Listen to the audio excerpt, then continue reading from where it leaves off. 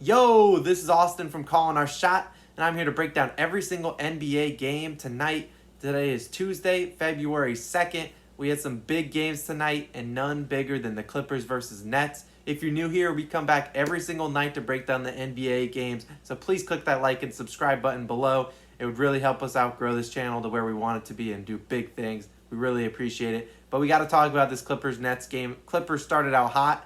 They were up 10, I think it was 16-4 pretty quickly. And then, the Nets crawled on back and they ended up winning this game by 4 points. That I blame that on the announcers who said every time the Clippers have a double-digit lead, they're 15-1 in games that they hold a double-digit lead. Well, make that 15-2. Kawhi and PG did their thing, but the Clippers role players have a hard time showing up. Lou Will hasn't been good all year. Serge Ibaka is streaky, but can't make a post hook to save his life. Kennard only played a couple minutes, but he's terrible. Reggie Jackson choked it in the closing moments. Not a surprise there. That is something the Clippers will struggle with the whole year.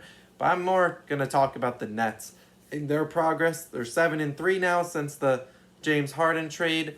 And, they're still building chemistry. Kyrie took over tonight. I feel like every other night is going to be one of the big three. But all of them had a good game tonight. Kyrie with almost 40 points tonight. He went off in the fourth quarter. Couldn't miss. And not a surprise there. You got PG and Kawhi guarding the other big three, Harden and Durant. And then one of them has to go off, and it had to be Kyrie tonight. Durant, when you look at the box score, you see 28 points. But he did that effortlessly. He's a bona fide bucket. 11 for 13 from the field. The guy's insane, and watching him is so much fun. Same with watching Kawhi Leonard. Ever since he was with the Spur, I've always respected his game, but man, he's just fun to watch. He's just like a robot. Every move he does is so silky smooth, and he was like that again tonight. A big win for the Nets. They needed this one at home. Clippers will still be good. I'm not worried about them long term, but I am worried about how that bench will impact how far they can go in the Western Conference. But there's still a lot of game to be played. A lot of the NBA season is still out there, and they can make some moves to improve that bench. Batum has been quietly good, though. I'll give him a shout out. He deserves it. We're gonna go to the next game that I watched extensively: Trailblazers versus the Wizards. Yep, the Wizards lose again. That's nothing surprise here. Dame at 32. Beal at 37, Russell Westbrook with the triple-double. Also forgot James Harden triple-double. Good job for him. He keeps racking up the assists, so props to him for kind of playing that point guard role for the Brooklyn Nets. But back to this game. Yeah, Blazers had a big lead. They're up by 20, 25 points. Wizards cut it down to 4 with only 4 minutes left. And then Dame time kicked in, and he kept this team afloat, and they were able to win by 11 points.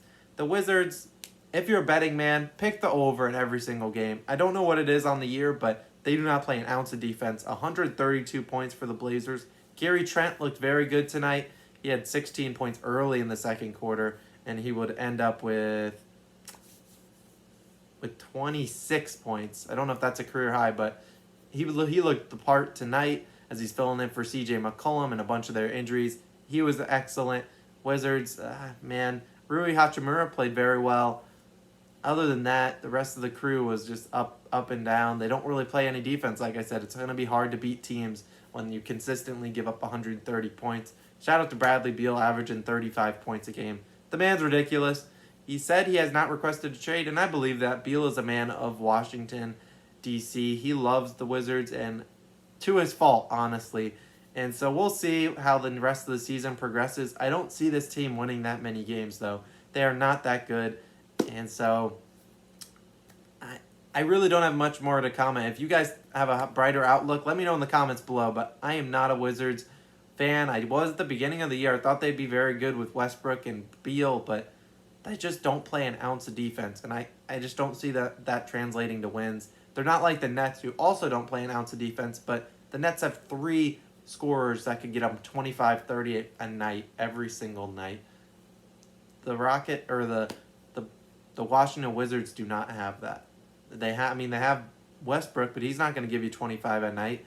Beal will, but that's about it. And then they don't have any other third option, really. Rui Hachimura, promising signs, but not a star in the league like the other big three for the Brooklyn Nets. Next game, we'll talk about the rest of the games. Oh, man, I'm so sorry. I'm 5 minutes into this video and I haven't even talked about Fred VanVleet. Man, the brother had 54 points tonight. He went off. Magic couldn't guard him. He was unstoppable. Man, Fred VanVleet is fun to watch, and I was not surprised to see him destroy the Magic, as the Magic give up arguably the most points to opposing point guards, but geez, he could not miss tonight. I was hoping he could get to 60, but 54, that is the Raptors franchise record and the most points by an undrafted player in NBA history. The record was Moses Malone with 53. VanVleet said, gotta take that from you, bud. 54 big ones tonight and a big win over the Magic. Not a surprise to see them win, but big game from him. And then the last game really on the slate would be the Grizzlies versus the Pacers. I was expecting a close game here.